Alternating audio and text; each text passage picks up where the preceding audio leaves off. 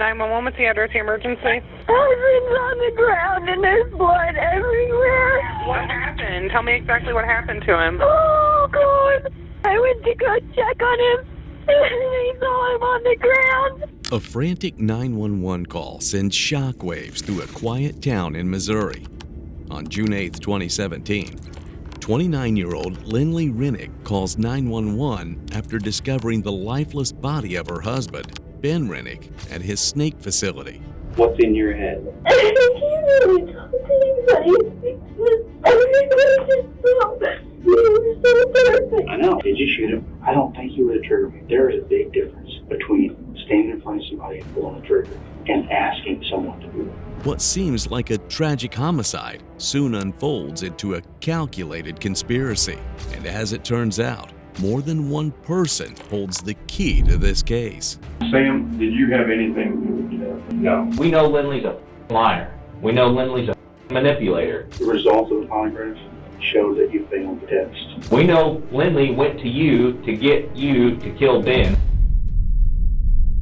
When Montgomery County responds to that frantic 911 call on June 8, 2017, they have no idea they're walking into a nightmare. At the snake breeding facility of a renowned reptile expert, Ben Renick, shell casings scattered across the scene reveal one undeniable truth. This is no ordinary murder. Where was the victim found? Right back there where he still is. Is there a blood trail leading to him? Is there anything to indicate where? An autopsy is ordered immediately as the investigation begins. Ben's wife, Lynley, paints a dramatic picture, quickly pointing fingers at Ben's brother, Sam. But her eagerness raises eyebrows. Just hours after Ben's death, Lynley rushes to claim his life insurance and starts selling off his rare, exotic snake collection. To detectives, her actions appear too swift and calculated. And when Lynley fails the polygraph test, the last veil of deception begins to lift. Though she failed, detectives intensify their investigation without hesitation. With multiple suspects still in play, only one person holds the full truth, and they're ready to bring her in. Okay, how do you think you did, Lynley? Okay. I scored the charts, and I didn't need to take any more, collect any more data, because the data that was there was very, very clear. Okay. And so the results of the polygraph showed that you failed the test. Every question that I asked you concerning the relevant issue, which is whether you were involved in any way, when you answered no, it showed that you were lying. And so here's what we got to figure out. What I want to know, and I just want you to sit there and listen to me real quick, okay? I need to find out if you're sorry and if you promise not to ever do it again. Now, here's the thing. I know now, we know, and I told you at the beginning of the day, that we would both know at the end of the day whether you had any involvement in this whatsoever. And what I know is when I ask you that question, did you shoot him or did you plan to participate in any way, that when you answered no, that was a lie. Okay? So what I need to figure out is whether this was just something that just got out of hand and you didn't mean for it to get to that point, or what the deal was. Because the thing is we have done an investigation. We've looked at everything we can. Sam is not responsible. We've ruled him out. We brought you in here to find out if we could take you off that list, and we can't. We found out that you have actually failed the test today. When I asked you, did you shoot that man? You failed the test. When I asked you, did you plan to participate in any way? You failed that question when you said no. I showed deception on that. There's no doubt about it. We know it. I've been doing this a long time. There's scientific information behind that. We have done our research. We know. There's a team of investigators talking to other people right now that were involved in this. And normally the first person to talk about what happened is the one that gets the deal. Okay? Do you understand that? Okay? We've got people talking to other people, and you know damn well who I'm talking about.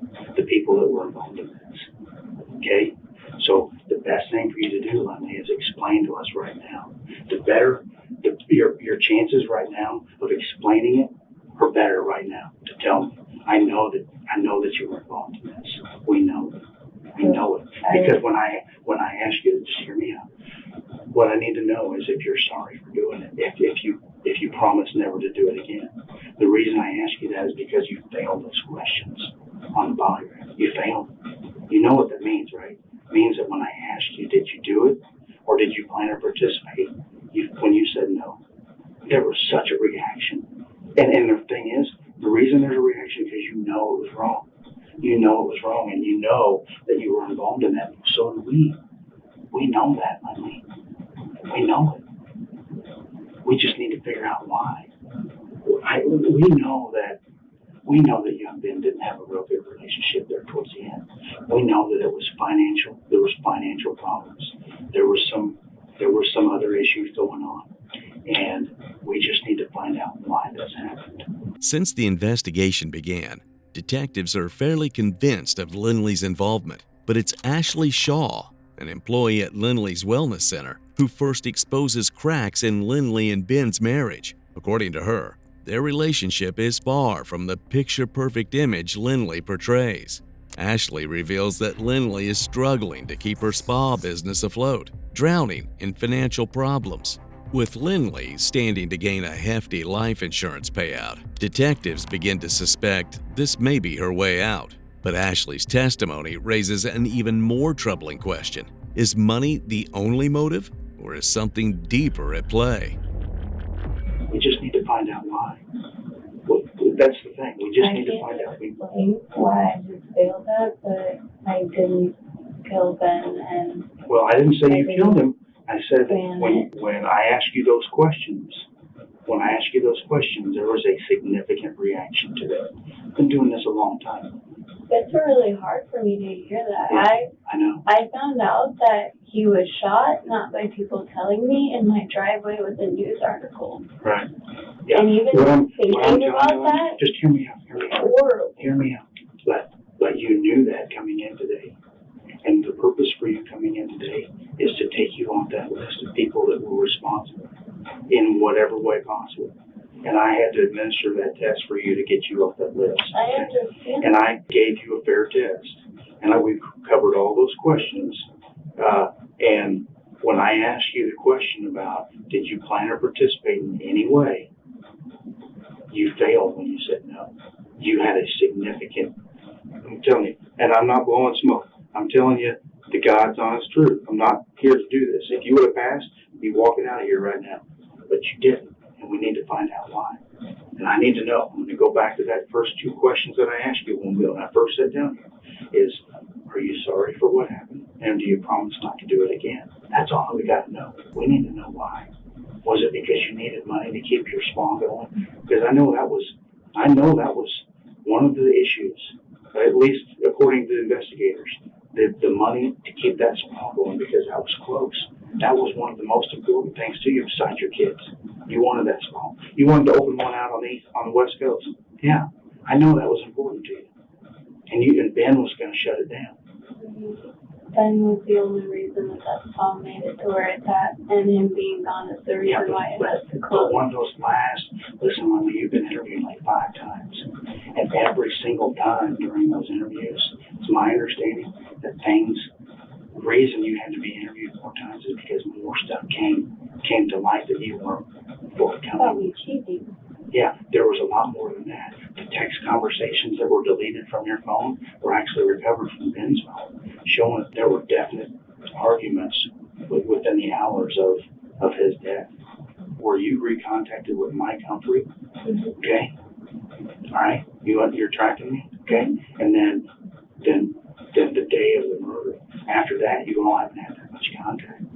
No, I don't have that much contact. Coming in from the side. Yeah, but the thing is that right there is very suspicious. Makes it appear like you have something to do with it. And you withheld that until one of the last interviews. The thing is, Lynley, is we know you were involved. I know that. I am confident in my abilities to do a polygraph. I know that when I asked that question to you and you said no, that you would not be truthful. I know that. And it's my obligation to give you a chance to tell why that is, why you were involved in this, because I know that you were.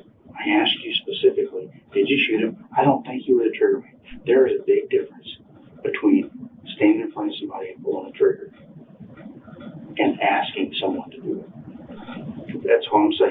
people, when they hear things like this, they think of someone standing in front of them shooting someone dead. And that's not what I don't think you're that type of person. I really don't. But I don't think you stood in front of them and shot him. I think you probably talked to somebody about it, and maybe they went and did more than what you wanted them to do. I don't know. All I'm saying is, if when I asked you the question, did you plan or participate in the death of that man? That was a specific question that I asked you, and you had a significant reaction. I'm sorry, I can't explain that, but I didn't plan my husband. We know you did. We know you. I know at some level you talked to someone. You talked to someone, and I've got people. There are investigators talking to other people right now. Okay. And I hope they find who did it. Yeah. Well, what I'm telling you, Lynley, is you failed the test. You failed the test. And guess what? I'm going to write a report, and I'm going to send that in with the case file to the prosecutor, showing that you failed the polygraph today. When I ask these questions, and they're going to be like, why did Lynley fail those questions on that test? Why? Why did she do that? You know what they're going to say? They're going to say she had something to do with it, and she didn't have the courage to step up and tell why she did what she did. This is huge for you. This is a turning point. This is a turning point, Lynley. I know that you were involved at some level. I know it, Lynley. I know involved. you were. We know you were. We're past that. We are way past that. I wasn't involved. We know you were at some level. We're past that. We just need to know if you're sorry for what happened. It may be odd to see Lynley smiling, especially when her cold demeanor hints at something far more sinister beneath the surface. But detectives are about to uncover a new lead that shifts the entire case. During questioning, detectives mention a name, Michael Humphrey, a name that quickly becomes central to the investigation. As their probe deepens, detectives unearth a trove of communications between Lynley and Michael. The deeper they dig, the more alarming the connection becomes. Michael isn't just anyone. He's one of Lynley's closest exes.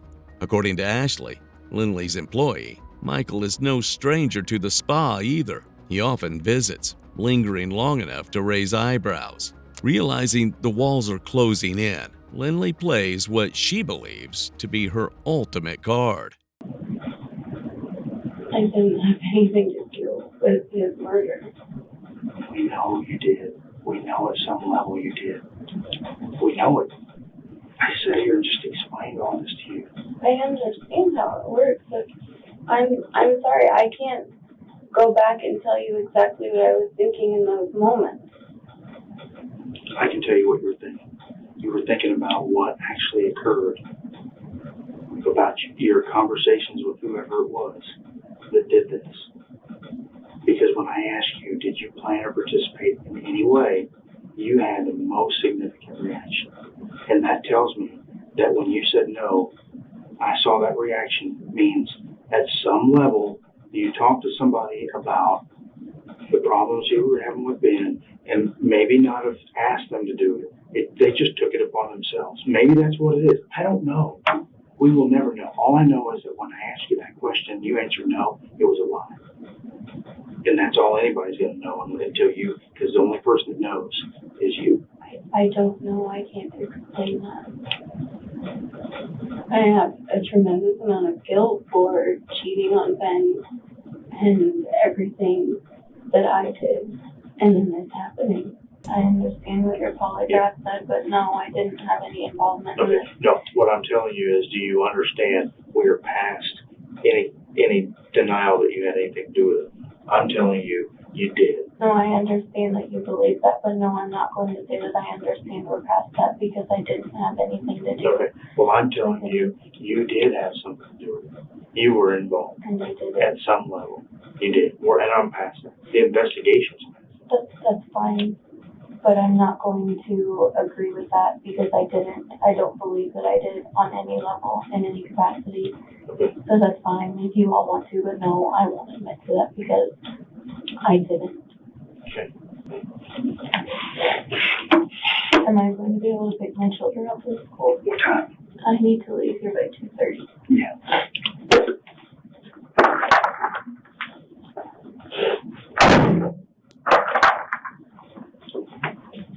Lynley, I'm going to come in because this is my case. So I remember I've done it. So we got the timelines down better. So the Marcus does. Okay, before you came in today, I knew you were involved. Okay, this instrument that Marcus uses as a tool. I was 100% confident that you were involved in this before you came in today. Okay. There is so much circumstantial evidence against you in this case. It's mind-boggling. There's prosecutors in the state that would take this case just based on what I found out so far. I've talked to you 4 times, and I told you, I think it was at the spa when I told you that we figure all this stuff out. There's stuff that you think is deleted. Remember that? There's stuff you think that's deleted that's not. And so that's what I've been doing for the last few months. I've been doing search warrants and subpoenas for different kinds of records. And I've been talking to people, and some of the other guys have been talking to people too. But basically what I have now is just a timeline, and I know all this stuff about your life, and Ben's life, and then other people that are in your life. So, and I said this during another interview too. I said, every time that I find out something that you didn't tell us, I have to ask myself, we have to ask ourselves, why didn't you tell us that? Remember that? So here we are again. And I can just sit here and put on a whiteboard all this stuff. So I'll just run down through some of it for you. Our first couple times, I had no idea that you and Ben had a poor relationship at all, because it never came up. At the spa, you kind of hit on it a little bit, but I had no idea about that. Your relationship was horrible. You guys had a horrible relationship. You didn't probably 6 months beforehand, but you definitely did that. And the reason I know that is because I read all your Facebook messages between them. I didn't read yours because you deleted all of them. You didn't have any text messages with Ben until the 8th. Ben's Facebook account is 14,000 something pages because I got on that. Okay, yours is it's a little less than 5,000. She carries the weight of guilt over her husband's death, but at the same time, she moves forward with a series of suspicious decisions. First, she quickly sells the family home and farm. Then, she forced Sam out, showing no hesitation or remorse. To detectives, this doesn't look like grief, but calculated coldness, and they're not ready to let it slide. In a bold turn, detectives make a move so precise, it shatters Lynley's entire defense. All of your conversations, all the fights you guys had, was not present on your Facebook account, but it was present on Ben's, because Ben doesn't delete anything. He's got texts from like 2008. So I know about the fights you guys had. I know what they were about. I know why. I know he didn't trust you, but he was not pointed enough to say, I know you're cheating. He wanted to come out, at least he might have done it in person, but he wanted to do it, and that's a lot of information for me to read through. He never came right out and said, I know you're having there. He kind of probably did, because he saw a text or this or that or whatever, and you're gone 12 hours a day. And that's just a small part of it, the relationships. So I've read all that stuff. I know what kind of person that he can be that a lot of people don't know about Ben. I know that he could be, or was, a controlling person. Probably not a lot of people know that. I definitely get that now, because if you read 6 months worth of messages between you two and all the rest of his friends, I've read stuff with his friends and all this, all of them. You can imagine, or you know how many there are. So that's one of those things. Why is that not on your Facebook anymore? It's not, because you deleted all of it. So I have to ask myself, why did you do that? Why did you delete all this history before the 8th, before the day of the murder? It's all gone. But I was lucky enough to get to read it all on Ben's, because he didn't delete all of your conversations. Okay, so that's one thing. The next thing is, when you finally told me that you were having a relationship with Eric Brimmer, the very first thing I said to you after I said, who is it? You said Eric, and I said, who else? Remember? Yeah. So what's that? It's a lie.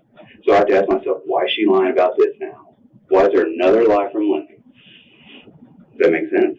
Yeah. So why? Brandon and I had just met a couple days before that, and 3 days before.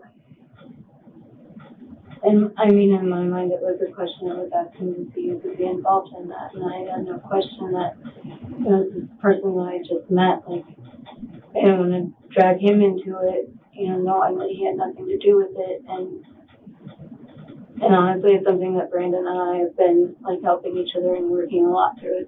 It's not my job to decide what going to be important information for someone else, and really just like opening up and, you know, talking about all of this stuff. He didn't know that you also owed $15,000 to $20,000 in rent, right? And he was probably going to find that out because after the 5th, he was starting to get more involved in your business. He said, "You've got your Mondays off to do your admin stuff. I've been sending you these, not spreadsheets, but these worksheets, spreadsheet things to do your finances." Like, I don't mean to be catty, but if you went back far enough, then you would see that Ben did that like every 3 months. He would get on it and be there and say that he was going to help me with all of this stuff, and then he didn't. So like Ben getting more involved in my business, like that happened about every 3 months for like a week, and then it would go back to running reptile. Without a doubt. The fact of the matter is that you had some sort of involvement in some way, and that you know more than you're telling me. I know, but it didn't work out like that. It didn't work out like that, and I know that because I read all that stuff. I know you guys, which is odd, but I do. It's all I've done for 4 months now. I know you guys. I know that you have been good with that, and I don't know how that would have played out with him. I know what kind of guy he is, and I know no one else knows that, except for you. And all I want to know is your side. I want other people to know more of your side, so you can the only way you can do that is if you can help me get the people who are responsible for this. I don't know. You have to let me know who's responsible for this. I don't know. You have to let me know how this happened. I don't know.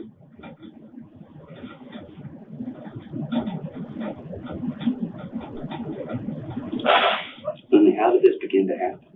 What do you mean? How did this ball start rolling? What? What do you know about what happened? I don't know what happened with him. Who did you tell you wanted out of that relationship with? Who did you tell? My friend. Who? Rebecca knew, and Ashley knew. Knew that you wanted out of the relationship with Ben. Yeah. You wanted to end the marriage. Behind every tear Lynley sheds, there's a story she's desperate to bury. Detectives soon uncover that just 2 days before Ben's death, he tried to help her clear a massive $200,000 debt. He was already in talks with the family's financial advisor, Chuck, looking for a way to support her. But Lynley has other plans. Instead of leaning on Ben's help, she chooses a darker path.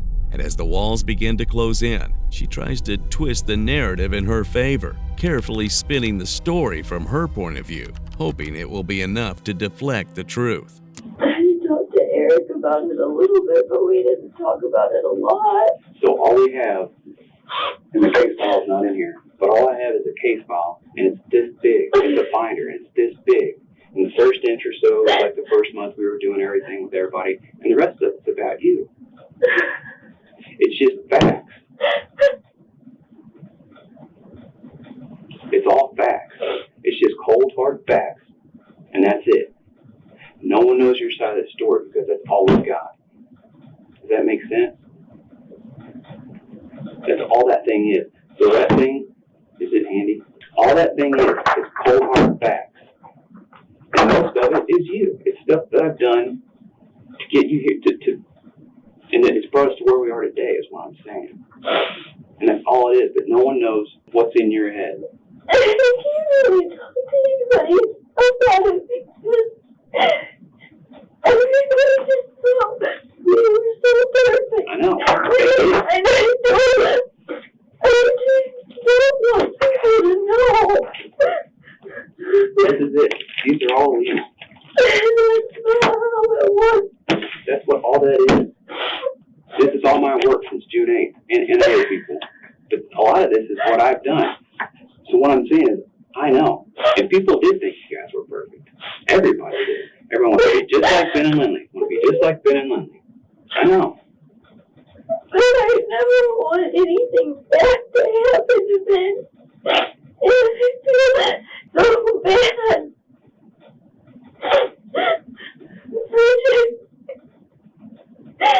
Cheating on him. that just took more of my time away. I'm talking about a divorce. And then this happening. Lynley, it's too easy for me. There's too much. This polygraph, it's science. It's too easy for me.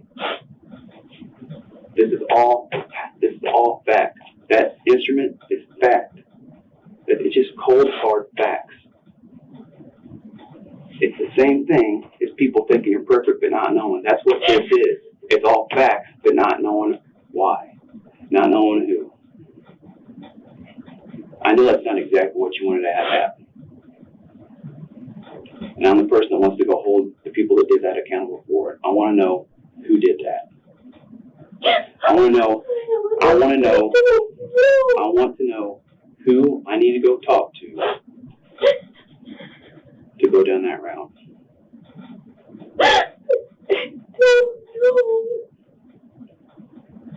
Lynley, I want to know who I need to go talk to go down that route.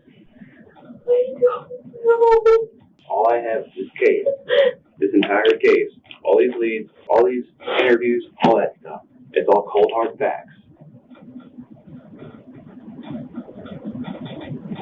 I know a little bit about your side of the story, but I don't know everything. I know he was a controlling person. Not everyone knows that. When this gets written up, it's not going to be Ben was a controlling person. That's not going to be in a report when it gets submitted. You see what I'm saying? What I can tell you with 100% certainty is I'm sitting right here in this room in front of you, is that when I asked you those questions and you said no, you were lying. You were lying. I need to go get my children.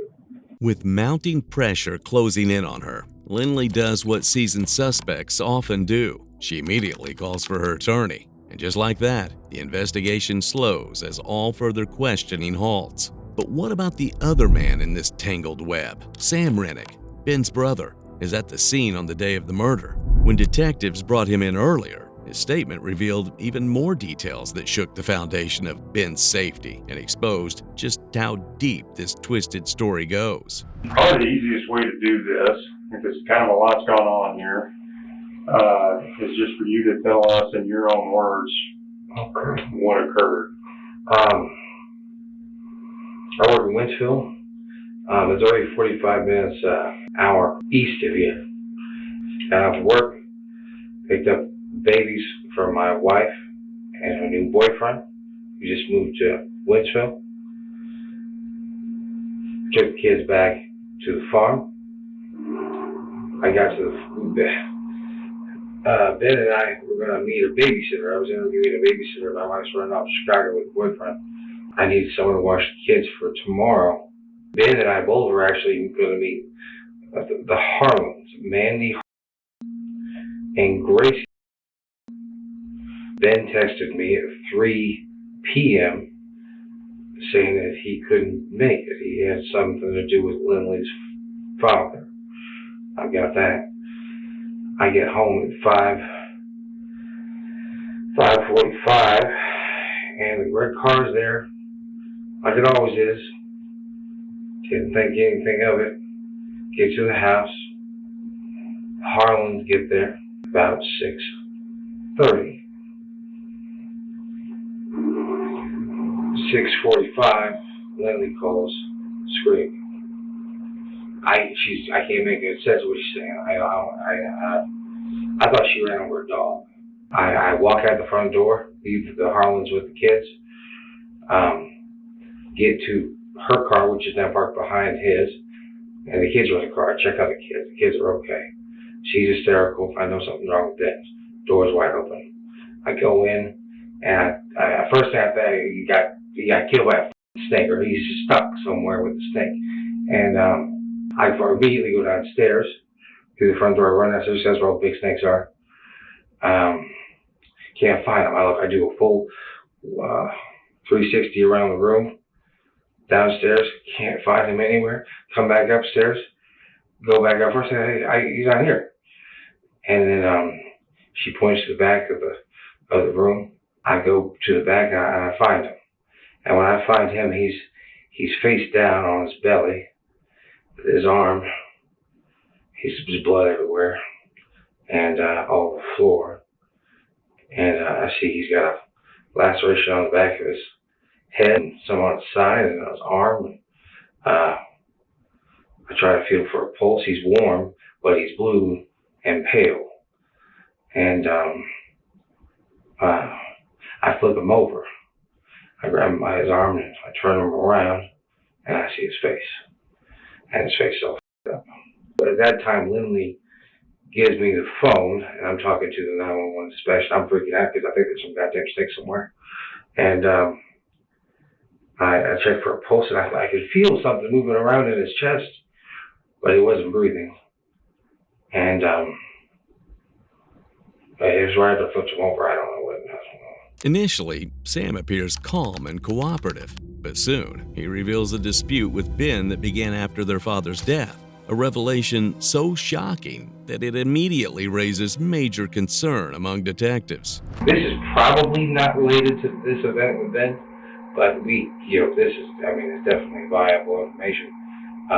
Frank had a lot of people that he, robbed of inheritances generationally, and in the millions of dollars. But we were worried there were too much for us, so we got involved with these.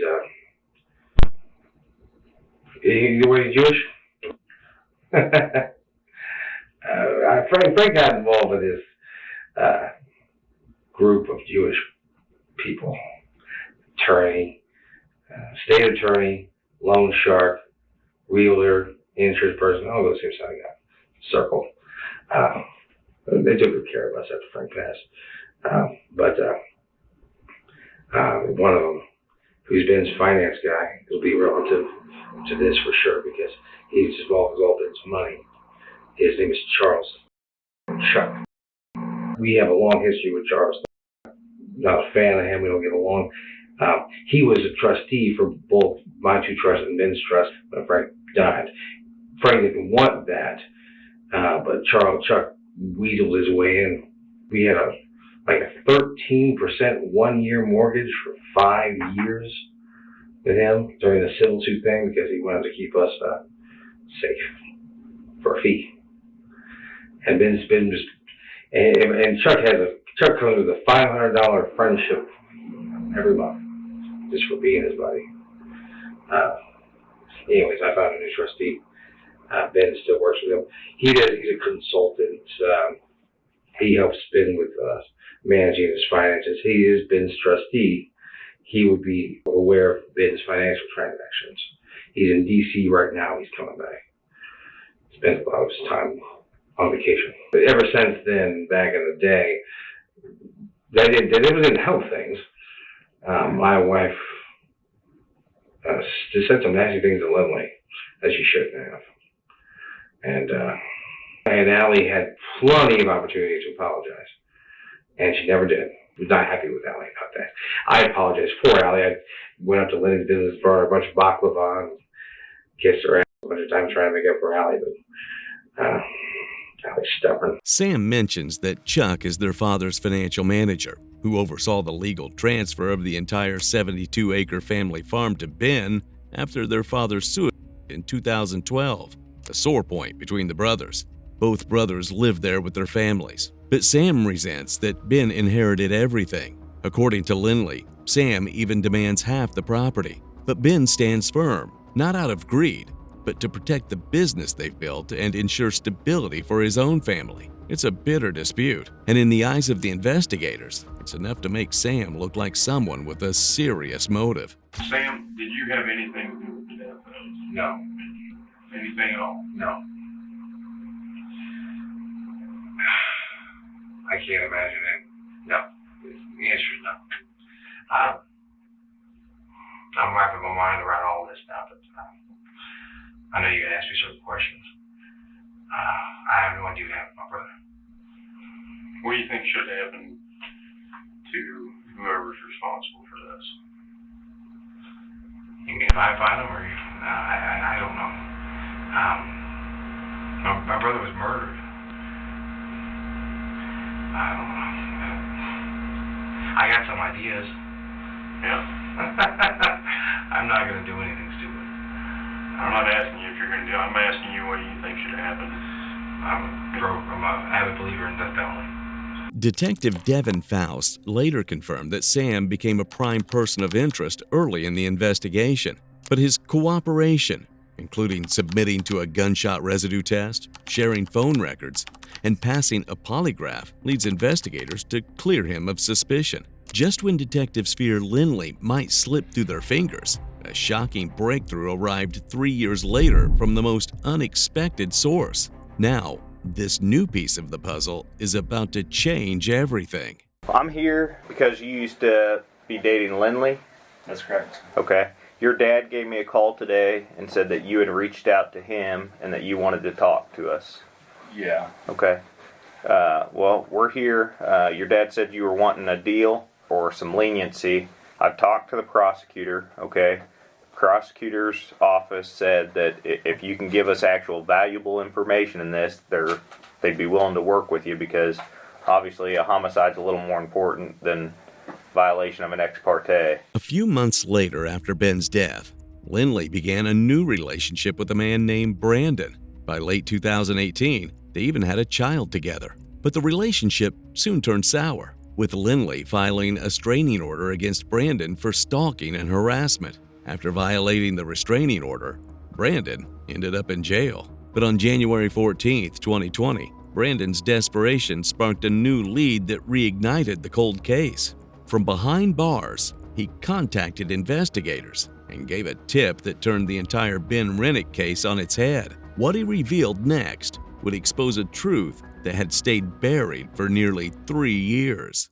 So, basically what happened was, I think Ben was getting to the point where he was going to leave her. She was sucking money out of him for her business, and their relationship wasn't going well. And so her and a friend first from work started hatching this little plan, and it evolved into, when he passed away, that was not the first attempt on his life. And I don't think he's aware of, or anybody else is aware of the first one, but he was given a protein drink one night that was laced full of enormous amounts of, and he was sick as and somehow lived through it. But the plan was for that to be the last day of his life. So from there, the plan switched to, to back up a little bit. I think she expressed to me that she was concerned that he, with her history, could, and his financial ability, take the babies from her. He could, slip something into her drink one time and then get the process started and have her drug tested and prove her out to be an addict, all this stuff, which I think is bullshit. I think that was just talk, as far as the allegations against him and in her sleep. That's complete bullshit as well, as far as I'm concerned. I slept many nights next to her and rolled over, and she didn't sleep that hard. But anyway, her and a friend from work they took a little journey up to Jefferson City, drove around, went to Best Buy, then ended up at the trailer park. That didn't go so well, so they left, and then went back to the trailer park to visit an acquaintance that she used to date.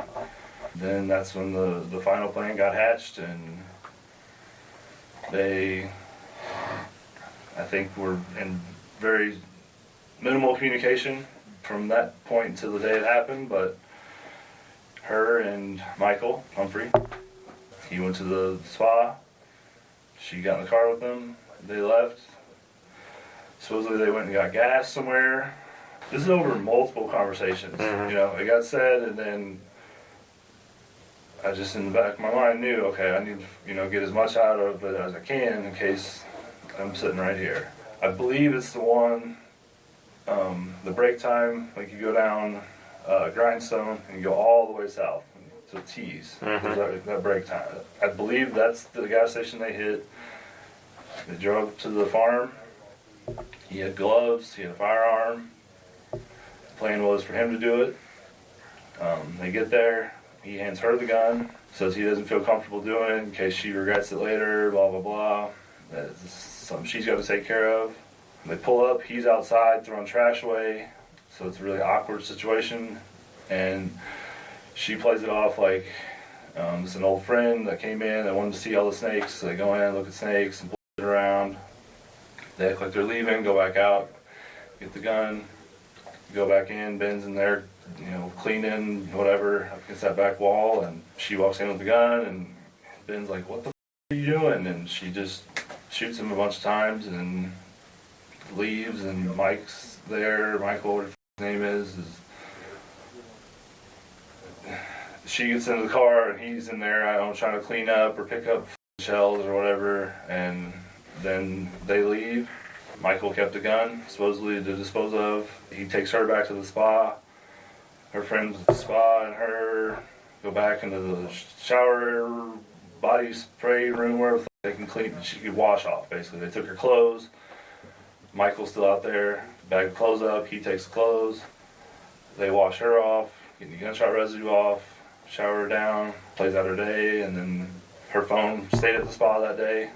Then, yeah, she drives back home, and you guys know the rest from there, I think. Who's the friend? Ashley. Brandon named 3 individuals believed to be involved in the plot, and with strong evidence, detectives make a bold move. This time, they didn't go straight to Lynley. Instead, they first focused on a man named Michael Humphrey, someone who knew the real story better than anyone, and what he told them stunned even the most seasoned investigators.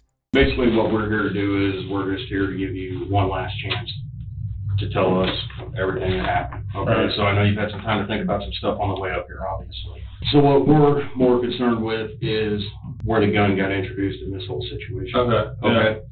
So when did the gun get brought into the situation here? Who interjected the gun? Did you bring the gun? No, when I first found out that it was there on, like, whenever everything went down, was whenever Lynn tried to push it into my hip right here to, like, give it to me. You know what I'm saying? Okay. What kind of gun was it?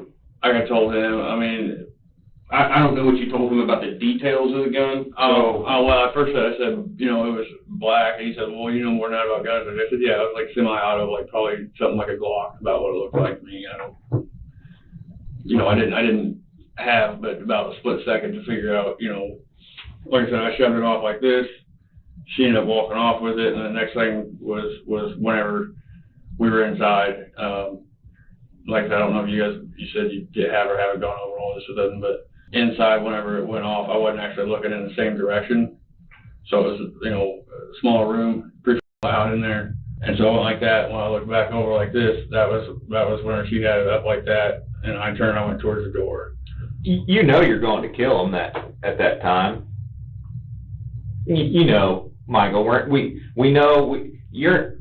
we've talked to everybody involved in this case today, okay? It's not a coincidence that you're sitting where you're sitting, and we're at the Montgomery County Jail, okay? Sure. We know the whole plan. We know when you were first contacted.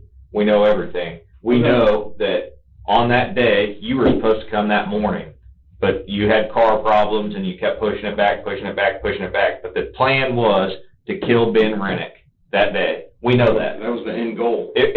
So that was their end goal. You were in on that goal, Michael. No, Michael, you helped plan that. So here's the thing: you can either help be a witness to this, or you can be a cold-blooded killer who helped plan everything, or you got caught up with Lynley. We know Lynley's a liar. We know Lynley's a manipulator. Yeah. We know Lynley went to you to get you to kill Ben, and we know Lynley told you lies about Ben to pull on your heartstrings. Yeah. So, and it worked. And you went there to kill Ben, but you made her do it. With mounting evidence in hand, detectives wasted no time digging deeper into the case. They carefully steered the conversation, subtly placing the weight of blame on Lynley, casting her as the driving force behind the entire plan. This strategic shift wasn't accidental. It was a calculated use of minimization, a technique designed to make the killer feel less responsible and more willing to talk. And what Michael reveals reshaped the horror into a whole new level. I told her from whenever she first brought up any of that, I thought she was like being exaggerant, you know what I mean? Like a lot of people say, oh, you know what I mean, I wish I could just, you know, And I told her, no, that was something she needed to think over and everything. There was a gap of about a week and a half or 2 weeks before we ever left to go and do this, and it's because she contacted me and said that she wanted to separate from him, and that's why I come up there. But you knew she already tried to kill him once, and you told her she didn't give him enough. I told her that was up. You know, obviously, if it didn't work, then like in that sense, not trying to give her directive as to how to do it. No, but if it didn't work, obviously, you didn't give enough. But yeah. I mean, it wasn't like. But you knew she wasn't exaggerating. You knew she was trying to kill him, and she wanted him dead because she already tried to kill him. You knew on June 8th he was going to die, and you knew. When you went to pick Lynley up, yes, Michael. I don't know, because I told her I would never do that and stuff. I didn't think that she even had that in her. Then what did you go with her to the snake farm for? Because she'd been telling me, and he'd been on her and everything else, just to try and make sure shit didn't get out of hand. She told me she was separating from him. She told you they were just going to separate. That's a lie. We know that you guys planned it. We've got multiple witnesses that tell us that. Well, their stories have been worked out ahead of time. No, their stories have been corroborated. The stories that were worked out ahead of time were the radio bullshit. The phone call about, hey, we're canceling massages, and you saying, oh my God, Ben's dead? I didn't know that. You knew Ben was dead. You said that when you were called from the spa phone, and you were even interviewed about that, and you lied about that. That story was worked out ahead of time. The stories we heard today were the first time we've heard the truth in this. We've been working on this case for 2 years. I understand that. The stories that were worked out were stories between you and Lynley and Ashley and whoever else at that spa. Those were the stories that were worked out ahead of time. I told you guys whenever she called me. She said, well, they're coming around to interview all of our clients. I told you guys that Ashley called me and told me that. And she called you and told you a heads up that police were coming. And she called you because Lynley asked her to. Because I told you guys she called me. I don't have nothing to hide on that level. There wasn't nothing worked out upon that. I told you guys it was weird that she had called me and then let you guys know that she did. I gave you guys the number that she called from. We already had that information. I'm sure you did. And you're still not telling us the whole truth. So that's why we're sitting here in this situation, and you're going to let Lynley continue to manipulate you and control you as you sit here in jail for first-degree murder. You're going to let her control you because she's a sociopathic liar. Michael and Lynley planned the murder with meticulous detail. They even faked a text message between Lynley and Michael to throw investigators off, making it seem like Michael was unaware of Ben's death. Yet the plot had been in motion for months. In May of 2017, Lynley tried to poison Ben by lacing his protein shake with 15 crushed Percocet pills. Ben fell seriously ill, but recovered, never suspecting foul play. Then on June 7th, Lynley contacted Michael Humphrey, her ex-boyfriend, asking him to accompany her to the Renick Reptiles facility. She claimed she needed moral support to confront Ben. Humphrey claimed the plan was to scare Ben, but Lynley later admitted she intended to kill him that day. On June 8th, they returned to the facility. Lynley went in first to talk to Ben, while Michael waited outside. Shortly after, Michael joined her inside. Ben was shot multiple times. At least 8 rounds were fired, with both Lynley and Michael present at the scene. The one question that remained the same: who pulled the trigger? Only one person holds the full truth. When we leave here, we're not coming back to talk to you again. So that's what you guys need to know from me, is whether I got thrown out the window or not. No, we need to know where the gun came from and how everything actually went down. I told you earlier, and I'll say it again, I'll say it till I'm blue in the face, because you really have 2 choices. Right. You can either continue to protect Lynley and try to save face for yourself, or you can just lay it all out there and be honest. Because that's the choices you got right now. But I can tell you right now, before you even stop, when you tell a lie, we know this case inside and out. And we know every lie that you're about to tell, and I'll call you on bullshit. I don't care. I've been up all day. I've been up the last 72 hours working on this case. Okay? The rubber meets the road right here, and it's your only chance to cut the bullshit and tell what happened. We know Lynley. We know she's crazy. We know she's a liar, and she manipulated you. She manipulated a lot of people, and Ben Renick is dead because of it. That guy did nothing. Where'd the gun come from?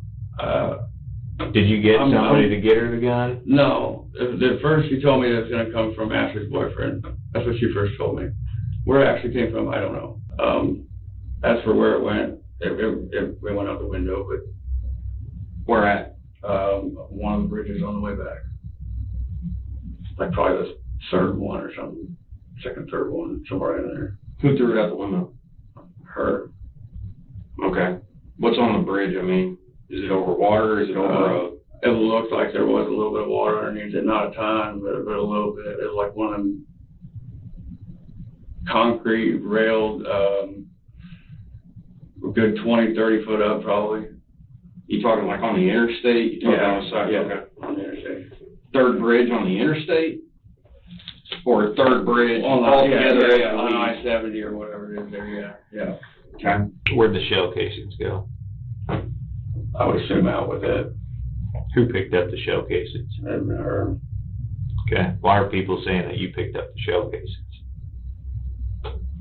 That, I don't know. I seen them in her hand when we were in the car, but I didn't pick them up. I was the first one out the door once I heard one shot. How many times did she shoot him? Like I told him, there was a second one probably when I went out the door, and then it sounded like and this has been 2 years, one or two more once I was outside. What did she say after you guys got back in the car? We need to go. It probably wasn't but a half a second, but I do remember kind of being hesitant to put the car over into reverse and stuff, and then she started just, we gotta go, come on, we gotta go, you know what I mean? And so I just went up through there and tried to drive like no idiot, no, squealing tires, or no crazy shit or anything like that. We got on the highway and everything, and she said she felt nauseous and felt sick and everything. She put her head on the dash and everything, just like on the ride back, put her head down. There really wasn't a whole lot said otherwise. I mean, she leaned up, smoked a cigarette, once or twice, and quite honestly, I was in a little bit of a daze, just trying to wrap my mind around everything that realistically just really, really happened. She needed to think that over and really think it over. There's a lot more other options that she can go rather than doing something crazy like that. That's exactly what I told her. And yet here we are. Bottom line is that you still went and picked her up, you still drove her over there, she still killed her husband, and you still drove her back, and then you didn't call anybody. I mean, so how do you think we're going to be able to sit here and explain that Michael doesn't know what's going on, or he didn't know? And I didn't initially know if he was dead or not. I mean, I didn't stick around inside to try and find out. You knew when she messaged you that he was dead, or you knew when Ashley called you and told you that he was dead? Yeah, I knew by then. I'd seen it on the news like 2 days afterwards, yeah. Thanks to Michael's cooperation, detectives finally recover the murder weapon used to kill Ben. But the revelations didn't end there. Investigators soon discover that Lynley's spa employee, Ashley Shaw, is aware of the entire plan and plays a crucial role in helping carry it out. Ashley testifies that in May 2017, Lynley had already begun planning to poison Ben. She asked if I could get any prescription pills or anything in the amount that could help her kill him. This aligns with Brandon's later statement, confirming that Lynley enlists Michael Humphrey to help with the murder. According to Brandon, and later corroborated by Ashley, the day of the murder is described in chilling detail. She and Michael drive to the farm, and once there, Michael hands her a gun, but says he isn't comfortable pulling the trigger. So Lynley goes inside alone and, in her own words, just shoots him a bunch of times. Armed with Brandon Blackwell's tip and mounting evidence, Montgomery County deputies arrested both Lynlee Renick and Michael Humphrey on January 16, 2020. They were charged with first-degree murder in Ben Renick's death. Ashley Shaw also admitted to assisting Lynley in the attempted Percocet poisoning months earlier, further reinforcing the case for premeditation. And so I got her, it was Percocet, I'm pretty sure. And there was, I think, 15 of them. In November 2021, Lynley was convicted of second-degree murder and armed criminal action. She was sentenced to life in prison. Michael Humphrey, who had cooperated with investigators and testified against Lynley, was also convicted but received a reduced sentence in exchange for his testimony.